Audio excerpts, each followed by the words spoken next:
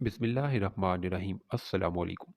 پادری نے اعلان کیا کہ جس نے جنت خریدنی ہے وہ ہم سے رابطہ کر سکتا ہے، اور جاہل لوگ جنت حاصل کرنے کے لیے بڑی سے بڑی رقم ادا کرنا شروع ہو گئے۔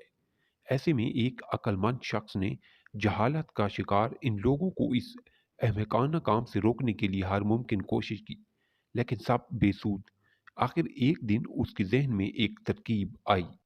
وہ گرجا گھر گیا اور جنت بیچنے کی انچارج پادری سے کہا، مجھے جہنم خریدنا ہے، کیا قیمت ہے؟ پادری حیران ہوا اور کہنے لگا، جہنم۔ اس شخص نے کہا، ہاں جہنم۔ پادری خوش ہوا کہ اب جہنم بیچ کر بھی کمائی کر سکوں گا، لہذا سوچے بغیر کہا، 3 سکے۔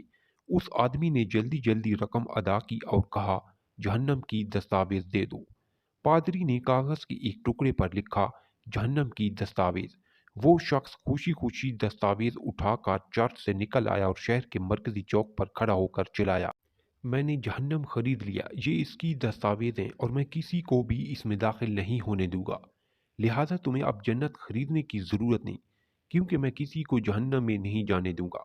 یہ شخص سقراط تھا جس نے اپنے اس اقدام سے لوگوں کو ان کی لا علم کی وجہ سے کی جانے والی حماقت سے نجات دلائی۔ دنیا میں ایک ہی خوبی ہے، آگاہی، جبکہ جہالت ایک گناہ۔